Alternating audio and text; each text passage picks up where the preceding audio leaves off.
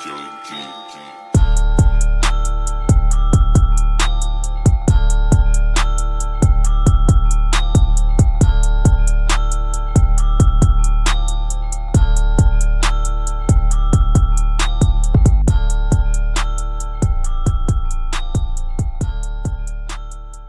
y'all, it's Cullen here, and before we get started with this edition of the Rough 'Em Up podcast, two things real quick. First of all, I am sorry for the late upload this week. Normally, I try to release these episodes on Wednesday or Thursday just in time for the Saturday and Sunday games, but this week I had to release one late. College finals are this week, and if y'all know about college finals, y'all know that they are stressful. But I got them done. I'm happy I was able to get this episode out when I did. And also, the second thing, for some reason, my visuals, my camera is messed up for this episode. You'll see that I'm really laggy, and it can be really annoying. So I wanted to give y'all a disclaimer. I don't know what happened. I think it was something in the rendering process. It was fine when me and Arlington were recording. Arlington is okay. His visuals are good as usual, so y'all will just have to go by my voice this episode. But hey, at least y'all get to see Arlington, right? So anyways, thank you so much. I hope you all understand, and I thank you for your understanding, and enjoy this episode. What's good, Roughnecks fans, and welcome back to the Rough 'Em Up podcast. I'm your host, Cullen Watkins, and with me is A-Train Arlington Lane. A-Train, how are you doing? Is it Victory Monday? Sir, it's Victory Week. Let's put it like that. We're going to do it the whole week, okay? We are so happy. We are so happy because, of course, the Houston Roughnecks won 17-9 against our in-state rivals, the Arlington Renegades. The Renegades are now 0-4. But we go to 1-3, so hey, you know what? Hey, we're fine. We're still in it. We are still in it. We're going to talk about that later today, how we are still in the USFL conference playoff race. But before we get started, again, thank you to the F.U.E.L network as well as the Pro Football Newsroom. A shout out to both of them. They are amazing. Go watch us on both of those platforms. But Arlington, so your thoughts on the game. How do you think we did? There's life left. That's what I have to say. We're breathing again. All right. And that's the main thing with this team is that we got Mark Thompson back. They put life into him, and they did more with him in the second half, which was great. Can't wait to see when he's implemented a whole lot more as these weeks progress. Got his first touchdown in the first game. So you saw a lot of positives this week. Scary moments, in the game where you thought it was going to get a little crazy, but we got the win. Here we are right now. We're still in it. In it. That's what's the good thing about this Houston Roughnecks team. You're still in it. Now, Arlington, what surprised you the most? Because going into this week, everyone go watch last week's episode. It was depressing. But Arlington, what surprised you the most about this team? So for those who don't know, I was there at the game. My parents were in town, so me, my mom, and dad all went to the game. It was a great experience. I think there's 7,000 something people at Rice Stadium. They were really loud. It was a great atmosphere. But watching the team, I'm like, hey, this is sort of a different vibe. Something feels off. Like this team, they're playing good. It's a totally different team than what we saw with the Michigan Panthers. What surprised you the most? I think what surprised me the most was that when you got to see Mark Thompson, you knew he was playing, and then when he entered the game, they used him more as a receiver, early on. And then, game flow progressed and stuff like that. And I saw the defense. The defense was magnificent that you were able to stifle this Arlington Renegades offense that had been praised for so long. And they made a bunch of mistakes. And then for themselves, the Renegades, what also surprised me, how undisciplined they were. And so, yeah, that was a real big surprise for this game. I know the Renegades have had it in the past, but it was going to they only scored 9 points. We cut off that head of the Arlington offense, which I believe is the running game. If you look at the Arlington offense, the passing, like every good football team, this is the case, but especially Arlington, that passing offense heavily relies on being able to give the ball to Davion Smith or whoever, Lenny Brown, I believe, and for them to run the ball. We we prevented that. They did not run the ball well against us at all. And shout out to Ethan Westbrooks. Hell of a game. 5 tackles, 1 sack, 2 tackles for losses. We need performances like that. And we had Adam Rodriguez back. Chris Odom, he was doing his thing. This is a truly fully healthy Roughnecks defense up front. And oh man, it showed. It showed. And that forced Perez to try and play, make the big plays. And he threw the pick.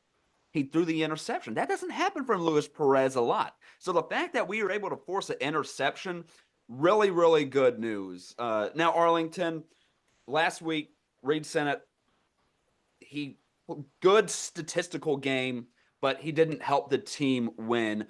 How do you think he did this week? I think he did a whole lot better this week. He was able to move the ball down the field. He was efficient at times. As the stat sheet says, 18 to 28 for 191 and a touchdown. That was excellent. At able to maintain how that offense were to go, that and everybody's moving with him. So you gotta have good quarterback play, especially with this league and then in his team here. That was kind of the issue in the first three, seemed like first 2-3 weeks of the season. Mm-hmm.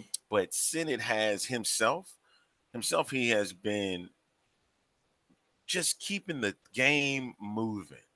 All right. Of course, we remember the close loss they had in DC. Of course, they didn't do so hot when they were in Michigan last week. But this game, they were able to make plays and move down the field when needed. And it's always great when you have a guy like Mark Thompson in the backfield. If Mark Thompson didn't come back, do you think we would have lost this game? I've been thinking about that. I've been thinking about it. The way that this game was going, it would have looked at it probably be and worse. It'd have been 10-9. It would have been a really, really low scoring. Mm-hmm. But the fact that Sennett was able to utilize Thompson, I guess so, man. Because I'm like, I can't sit here and say that they wouldn't, they would have won because Mark Thompson is vital to that offense. And you saw this past week why they needed him so much, right? And he got a touchdown on the ground, and he was able to make plays as a receiver. That's the kind of thing that they need for this offense. Mm-hmm. And so, yeah, I really think they would have gone to 0-4, and our Arlington prediction would have been right. But Mm-hmm. it just showcased why Mark Thompson is such a game changer for this Houston Roughnecks offense. And I know I'll put the highlights up as we're talking about this, but I want to specifically highlight it was that Mark Thompson touchdown. So look at us. We're in the red zone, and I'm watching us in this position, and I'm just saying, give it to Mark, give it to Mark, give it to Mark. This is why we've been waiting for him. Moments like this. Right. Before Mark Thompson came back, it was either give it to TJ Pledger, and I respect TJ Pledger. I heard he's a great guy. He's a great college career, but like we've been saying, he is no Mark Thompson. He's a lot smaller, and he's just not that red zone threat that we needed all of these weeks. But look, you give the ball to Mark Thompson. He wasn't touched going into the end zone.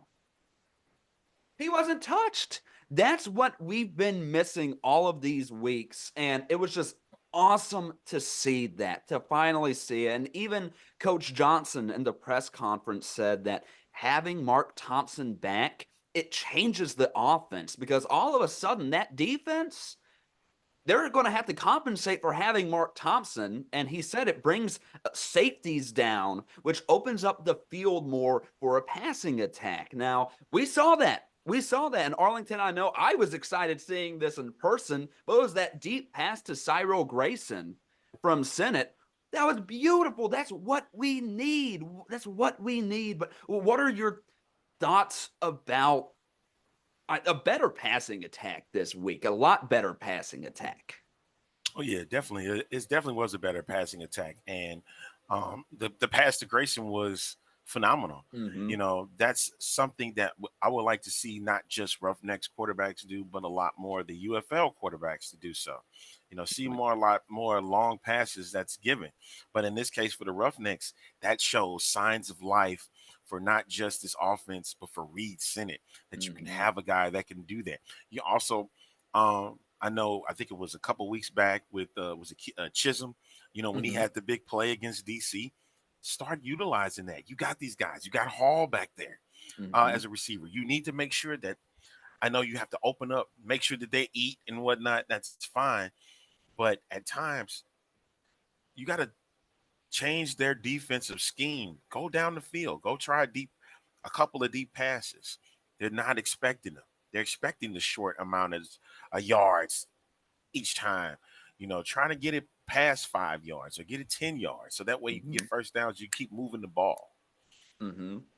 And the short passes looked really good this week as well because Sennett, he threw a short touchdown pass, and I believe Justin Hall, he had a short pass that he almost ran in for a touchdown as well. So it looked really good. Something just looked different about this offense, and hey, we won. I still have to remind myself the Houston Roughnecks won. This is the first time we've had a Roughnecks win.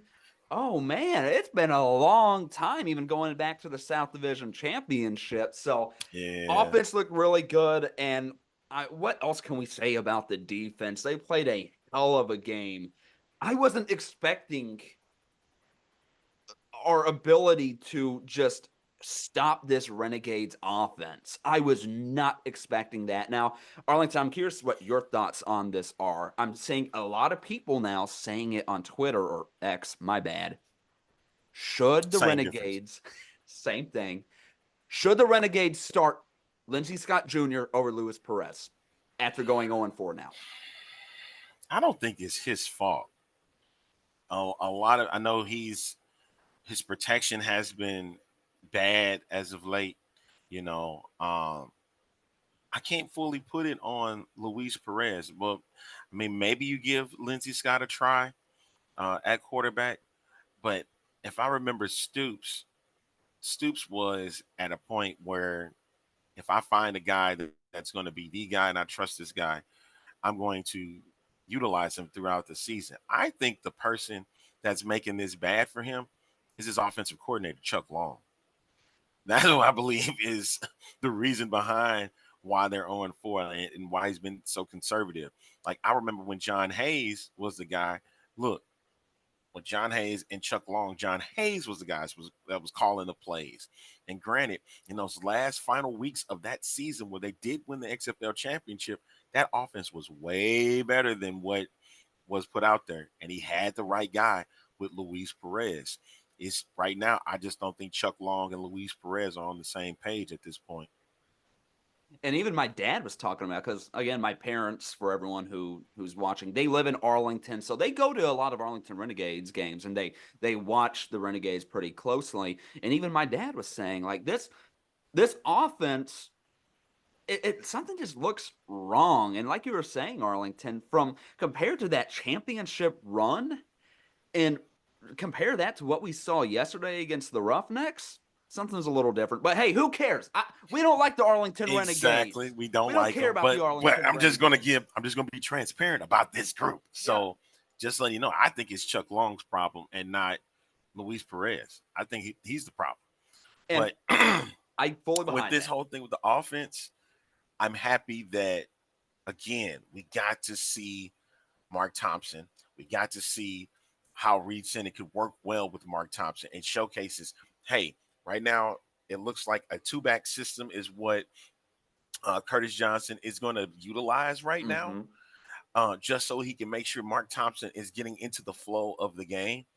But if we get that one Mark Thompson run when he breaks out for 40, 50, 60 yards, I think Pledger is not going to be seeing as many carries as we hope. But I think he's still going to get some. But at some point, Mark Thompson's got to get the Yeah. bulk of the carries. Yeah. Most definitely just first game back from injury. Yeah. No one will risk losing him for even longer than we already have. Now, before we talk about this next game against the Birmingham Stallions, I would like to highlight the horrible third down efficiency for both teams. Arlington went 2 for 10 on third downs, and we went 3 for 11 on third downs. This is a great segue into the Birmingham Stallions part of this podcast. We can't get away with that against the Birmingham Stallions. We can't get away going 3 and 11 on third downs against Birmingham. Arlington, it's a Saturday game, 6 p.m. What are you thinking going into this game against the Birmingham Stallions, especially after such a great performance? Yeesh. I am it is on the road. I mean, excuse me, Birmingham is the road team in this case. So it's gonna be interesting to see. Surprises can happen at any given moment in time. And I might have to stick to my plan that we did going into last week. I might have to do the same thing again. I agree. To see if it works, because right now, as we sitting in the standings, we're still one game from the second spot. So that brings life to this team. Granted, you got Memphis and of course Michigan. I think we're tied with Memphis right now. Michigan is ahead. So crazy things can happen at any given moment. I hope Birmingham does not take this game lightly, because Houston's defense is going to be seething and wanting to get to the quarterback quickly and wanting to take out their weapons, especially Marable. Those are the keys for them against Birmingham. It's what's that 11 on the defensive end going to be able to do against the 11 on the Birmingham side? Of course, it's going to be offense is going to be the major key here, but what is that defense going to be able to do against Birmingham? And I know they all are going to be hyped for that game. Because this was, for the past 2 seasons, past 2 years, the same thing still applies with trying to beat Birmingham. They are the team to beat, and we get to see another year of this. Now, I do want to bring up a crazy note, and I even noticed this as I was looking at the gamblers these past 2 USFL seasons, and if I'm not mistaken, I believe I saw this. Houston is 2-2 against Birmingham. That's pretty impressive. Like, if you look at the other teams, we have probably some of the best success against Birmingham out of any other team. So I'm not saying we're going to win, but I hope no one counts us out, because, hey, the Gamblers, I believe they were the last team to beat Birmingham. They were the last team to beat them. And we get to play them again. And like you were saying, Arlington, this defense, we stop the run. We saw what it did to Arlington. I'm really curious to see what it does to Birmingham. Whether it's Corral or Martinez, who knows? But you got to figure out a way to make them a one-dimensional team, because they can beat you on the pass and they can beat you on the run. And then, believe it or not, you got 2 quarterbacks, especially Martinez, that can move out of the pocket and get positive yardage on plays. So they're going to have to come from all sides. All the schemes going to have to come into play here, and it's probably going to be Houston's biggest game of the year, until the next time they play them. But you want to get established early. You want to make sure Mark Thompson is established in this ball game. You got to make sure that your receivers are on point. You have to have a perfect game here against Birmingham. Have the perfect game and make sure that you chill on the penalties, and that if there are mistakes, that they are limited. That's the thing. It has to be a near perfect game for them. A lot of people are going to say it's got to be a perfect game. No, it's got to be near perfect, because you can still make mistakes, but you can still win the game even with those mistakes. And this past week when the Stallions played DC, we saw the holes that the Stallions can bring to the table. Now, I was looking right before this podcast. I was looking at the team stats on the UFL website, which, by the way, if y'all are interested in stats, go to the UFL website. They have everything. They've done a great job compiling everything there. But the stats don't lie that Birmingham is by far the best team in the league. I mean, they're first in almost every single offensive statistic, top three if they're not first. Same thing in defense. They're the first in yards allowed. So they least amount of passing yards allowed, least amount of rushing yards allowed. But listen to this. Who's behind them in least amount of rushing yards allowed? The Houston Roughnecks. Now, this is going to be really interesting. I hope Mark Thompson, if we get Mark, like you were saying, Arlington, if we get Mark Thompson going, this game is going to be so much easier. I'm going to be really, really worried if Mark Thompson doesn't get going, because that's going to be, I think, way too much on our passing attack. And I'm sure you agree with me with that. I think, yeah, and Birmingham is going to try to stop Mark Thompson. That's going to be their biggest thing, is stopping him. And if you do that, you got to make sure that the passing attack is, again, it's got to be on point. If you have to make Mark Thompson a receiver, he's able to do that. So utilize him well, utilize his talents, mix it up a bit. Don't do the same thing where that Birmingham is able to now fixate on one particular thing, and meaning in this case would be Mark Thompson. If you're just constantly trying to run the ball, like, switch it up. I don't want to see Marty Ball. I don't want to see run, pass. Give me pass, run, pass, or pass, run, or run, pass. Something that will mix up Birmingham's mindset when they're on defense, and they don't have to think all the time that Mark Thompson is going to get the ball. And historically, Mark Thompson has always, I feel like, done well against Birmingham. He loves that big time moment. He's been talking about on social media, I swear, for months now, he's been looking forward to playing the Birmingham Stallions. And there's no better time for us to come off a win. I'm coming off a win at home, and then now playing the Stallions at home. I mean, this is prime for a potential upset. I'm going to say potential. I'm not going to say there is going to be an upset. I just want to say that. But I don't know.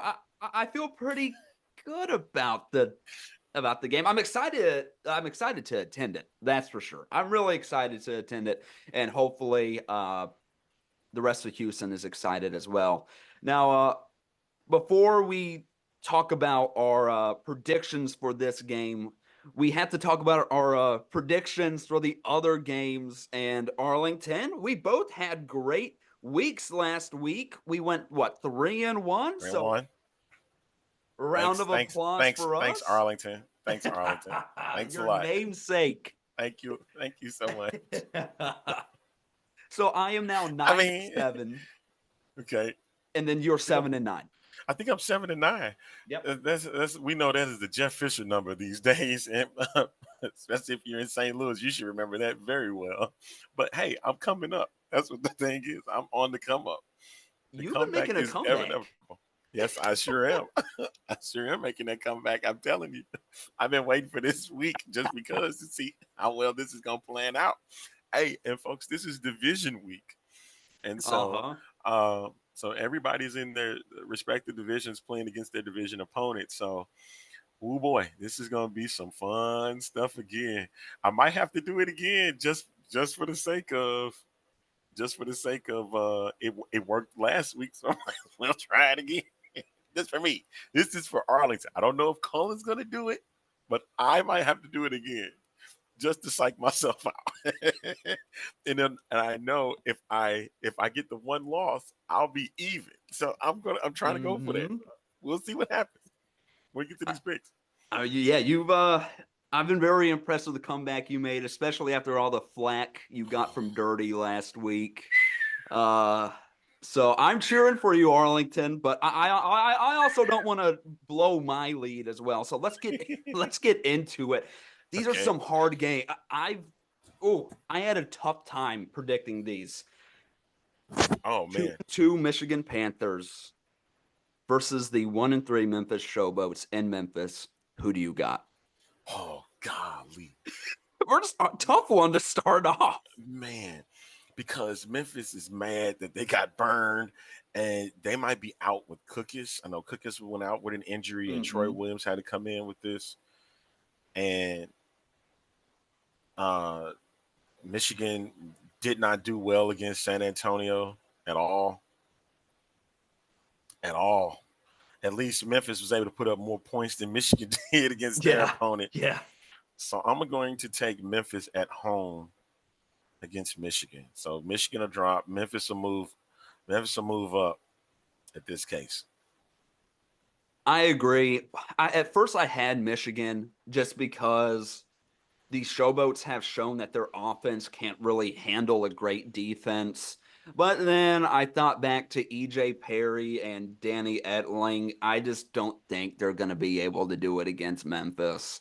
And here's the And crazy part. I'm sorry. oh no, no, I go This ahead, go is the ahead. crazy part. This will be Jake Bates' first game outdoors. That's right. That's right. Forgot about that. We'll It's see gonna how be his that. first. It's gonna be his first game outdoors. So you shouldn't see how that Memphis air plays into his foot. So I took that into consideration, That is great and I think consideration. that in this case it might be he's going to do his job, but even if he misses, he's still going to look at it like I'm going to be fine. But Hmm. if it plays a huge part in it, that's going to be the key thing here. But I think Memphis is going to bounce back. And even if Cookus doesn't play, Troy Williams looks really good. I wasn't the biggest fan of him with the Maulers last year, but he looks really good. He looks really polished. So even if Troy Williams gets the start, I think Memphis they have more than the capability to beat Michigan. I know I got into a bunch of Instagram beef this past week after RJ, the guy who makes all the power rankings, RJ Young. RJ Young, when he placed in the power rankings the Michigan Panthers over the St. Louis Battlehawks. Hey, it just goes to show you them things are not what they say they are. I don't even know how in the world you even thought that, but that's okay though, because the Battlehawks did prove it. Exactly. So I just had to say that. It made me mad. But okay, we both agree Memphis gets the win against the Michigan Panthers. I have a lot of hate towards Michigan for some reason this year. I don't like the Michigan Panthers for some reason. Next game, the 3-1 Battlehawks versus the 2-2 DC Defenders. This is a fun one. In DC, by the way. This is a hard one. The reason why I say that is because they just had that hard fought game against Birmingham and they took an L. They're back at home, yet they have knocked off St. Louis the last 4 times. 3 times or 4 times? I think it's 4. Maybe.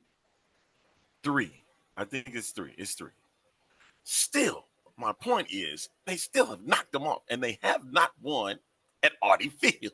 Mm-hmm. So, and I get it that DC is going to compete in this game. But the Battlehawks offense is strong, man. That's strong. So I'm going to go on a limb and say that the Battlehawks are going to get their first win at Artie Field. Oof. I know DC is going to be ready to run ruckus on AJ McCarron. I just know it, but I just seeing them pulling out because of the play of Jacour Pearson. They got too many wide receivers where you can sit there and you cannot be beaten. Are you serious? Just AJ got to make the throws. That's it. I agree. Because at first I had DC winning because they're an Audi Field, whatever. Undefeated at Audi I Field, don't that think big thing. Then I remember Jacour Pearson's back. And Butler and Aitman and their two-headed Jackson. dragon at the running back position and the XFL and potential UFL MVP AJ McCarron. DC ain't winning this. This is a elite. This is probably one of the most elite spring football offenses we've ever seen. Not as good as the 2020 Houston Roughnecks, but I'm saying that because I'm really biased. But wow, this offense is potent. It is so potent. There is no such thing as a wide receiver 3. Everyone is a wide receiver 1 on this team. Every single one. So Battlehawks, I think they get the win. And I don't want to hear any more about that undefeated at Audi Field. We're done with that. We're done with that. DC has gone too long with their 2-2 record. They should have lost against Houston. I love Teamu, but Battlehawks get the win. I agree. Okay.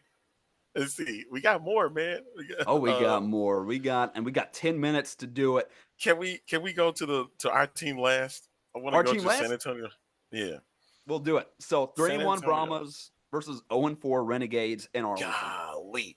Gotta be. Sheesh. I really want to pick Arlington, man, just for the simple fact of they need a win, but Dormity's back there for the Brahmas. And unless anything changes, I don't see anything changing in this matchup. Arlington is very undisciplined, and Dormity didn't have the best game, but he still showcased why he can be QB1. Mm-hmm. So Brahmas over Renegades. I got the road team taking this one. I agree. I wanted to do Arlington, but it's hard to go against the Brahmas. I'm a big Quentin Dormity fan, and obviously I love Cody Latimer. When I recognized and took a picture with him in the Arlington Walmart over spring break. That was a crazy experience. So I love a lot of them over there at San Antonio. But even if, regardless of my biases, why am I thinking now to pick Arlington just to... You know what? Arlington, I'm going to switch to Arlington. I think Renegades find a way to win. Backs against the wall. When your back is against the wall, great things happen. I don't know. I have a feeling. I have a gut feeling. We'll go to change it up. I'll pick Arlington to win this game. I can't really back it up anyhow, but okay. You just got a feeling. I got a feeling. This is a feeling pick. So I have Arlington winning, and I'll put you down for San Antonio. Yes. Will I probably regret this pick? Probably, but whatever. We got to be a little different. We can't go 2 weeks in a row with the same picks, and I'm fine. It's going to depend on this next one. Yeah. Why? We don't even know who we're going to be picking for this one. I really want to know what you have to say. Arlington Stallions, Roughnecks, who you got? Oh God, this is the thing. We said it at the beginning. But here's my thing, dude. Ooh, I got to keep the streak alive, man. The streak got to go alive. I'm going to have to pick. Listen, folks, I love the Roughnecks. I really do. I love the team. Just the thing is, hey, if you see last week I picked against them. They won. So guess what? I'm going to do it again this week. I'm picking the Stallions over the Roughnecks. Just for the simple fact, I need reverse psychology. I'm telling you, I'm going to get to even after this week is over. So I'm choosing the Birmingham Stallions over the Houston Roughnecks. Again, Houston's at home. So don't let me down, Houston. That's my reason, and I'm sticking to it. But you know what, Arlington? It's not a bad guess, considering the Stallions are number one in almost everything. I'm going to pick for that reason. I think Stallions win. I obviously, just like you, Arlington, I love my Houston Roughnecks, but it's the Birmingham Stallions. But remember, I thought you were going to go the route, sir, at the fact that Houston is 2-2. I thought you were going to stand on the whole USFL thing, and you're just going to choose Birmingham. I really thought you was going to choose Houston. I really did. I thought you was going to go against the grain. You got time. What, you want me to do it? No, you do what you want to do. You know what? Reverse psychology, Arlington. This is so tough. This is so tough. That was the big thing, man. I was like, that's the only reason why I'm doing it. I'm doing it for that reason alone. Listen, Birmingham fans, you can be mad at me all you want. I still chose your team to win. This is so tough. You know what? Should I go all in with Houston? Hey, I'll as be as there. It'll be as fun our to guys say, sign me up, right? put me down for Houston.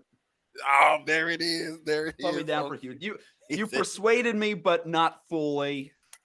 I got Houston. You cannot let me down, Houston. You cannot let me down. Please do not let me I down. will fall on the sword for you, Houston fans. I will fall on the sword. I will All right. fall on the sword for you guys. I'm All right. choosing Birmingham. Don't let me down, Houston. We got some very interesting picks. We are wow. Yeah, we are a Do lot not different let me this week, down. Arlington. This should be a fun one. I just realized, oh no, I thought I had every home team winning, but No. okay. I have the picks in. Could be a make it or break it week for both of us, Hey, Arlington. I So have 3 road teams winning this you week. do. You I do. have 3 road teams winning this week. And Well, I was able to make Cullen pick 2 of them. So hey, hey, this could backfire for you. This could backfire for you, I'll take it. Arlington. I told you I'm gonna fall on the sword if I need to. Well, this is probably the best prediction portion we've had. This is a great slate of games we have coming up. So if you are a Houston fan, come out to Rice Stadium to watch us beat the Birmingham Stallions. This is going to be huge. Shut Okay. up, those Birmingham fans. All right. I want to say time out. I want to say I'm sorry. I think I've been very critical of Rice Stadium. I didn't realize until thanks to a great picture from the ref of Pro Football News, or the founder of Pro Football News, Shout out. when a show, he had a picture from the press box, and I happened to look. I'm like, oh, they do have stands that you can, they don't have it where you can go up under and you Mm-hmm. can get some shade if you need to. I get it. Yeah. Everything is open. It's open out there, but there is some areas where you can grab some shade if you need to do so. Mm-hmm. But hopefully the weather can remain cool, because I think it was actually perfect weather for this last game. It was in the 60s. That's pretty good for football weather. But this time, hey, if y'all please get 10,000. I need 10,000. Let's do That'd a be 10,000 nice. challenge to get in the right stadium because this is a big game. Mm-hmm. And the Roughneck fans would love to see Roughnecks would love to see y'all out there and get this dub. Get the Mm-hmm. dub. Get the It's dub. Even doable. though I pick it's very doable, man. Yep. It's very doable. Uh, Saturday it goes down, man. I'm excited finally for a Woo. Saturday game. I'm sick of the Sunday games because then I have the school week starts the next day. I got to get my homework done. So Saturday night, my I plans are wonder filled. I I'm wonder enjoying which it game we're gonna get this week. I really do wonder which game we get. because it's I a really wanted to be Birmingham and Houston. because it's regional, right? It's a regional game. Yeah. Well, But it's got to be Birmingham, Houston get the majority of the audience. So yeah, it should looking at the matchups. Come on, the Birmingham Stallions are the Patriots of this league. I say so. I hope it is. But anyways, folks, thank you so much for watching this edition of the Rough 'Em Up podcast. This was a fun one. It's always fun to report on a Roughnecks win. Will we keep this going next week? We'll find out. We'll find out. But anyways, thank you so much for watching. If you haven't already, make sure you like and subscribe down below. Arlington, anything else to say? man, it's fun as always to do this show with you, man. And hey, let me down, Birmingham. Let me down. Let me down, Birmingham. Let me down. I'm I asking for a love it. letdown. I'm asking for a true letdown. Well, Strip sack at the end of the game, just like it was this past week. oh, I want to get hyped in my Elvis jumpsuit. Oh, I want to get hyped. Oh, yeah. I am so ready for this. Should be a great slate of games. And everyone, keep in mind all of our picks when the Roughnecks beat the Stallions, think of this conversation right here, all right? Thank Arlington for changing my picks. But anyways, folks, thank you so much for watching. And remember, rough 'em up, go Roughnecks, baby. We'll see you next time.